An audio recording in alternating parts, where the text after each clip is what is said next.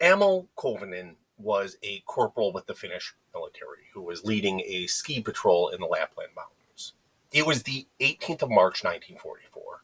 He and his men were cold and tired. They'd been on patrol for 3 days in the unforgiving Arctic Circle, and they were suddenly attacked by Soviet soldiers. Shots rang out on both sides. The Finnish soldiers were outmanned and outgunned.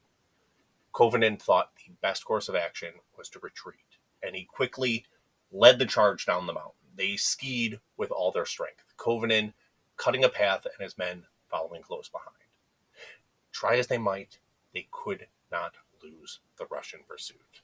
He reached into his pocket and pulled out his team's supply of Pervitin. Pervitin was a government-issued methamphetamine that was commonly used by Axis soldiers for a little edge. Kovanen hadn't taken it before. In fact, he was outspoken against its use, but desperate times, desperate measures. He couldn't imagine if he was captured, or worse, if his men were captured, he would feel responsible. He worked the cap off of the bottle. He had no time to stop. He was wearing those big mittens, so he put the bottle in his mouth, knocked it back, and swallowed. This was enough for all of his men. It was 30 pills. Almost immediately, he was rejuvenated. He skied like he'd never skied before. His men were right behind him for a while, at least. At some point, he lost consciousness.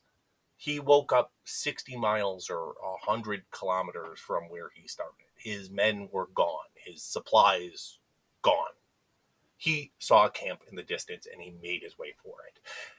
It turned out to be a Russian camp. Again, he was on the run. Finally, after skiing for what seemed like ages, he found a cabin and decided to try to just sleep it off. He lit a small fire and went to sleep. He woke up when the burning cabin collapsed on top of him.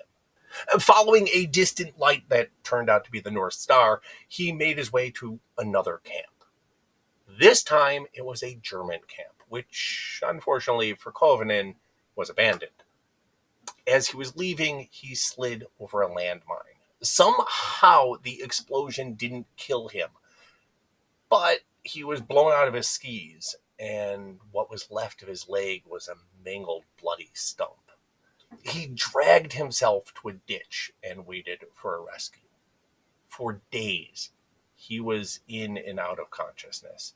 He survived off of pine nuts and a single jay that he killed with his bare hands and ate raw. He remembered at one point fighting a wolverine, only to wake up alone, stabbing a tree with no one around for miles. When he was finally found, he was described as delirious and babbling nonstop. His heart was racing at 200 beats a minute, and against all odds, he survived, traveling more than 400 kilometers or 250 miles, hallucinating the entire time.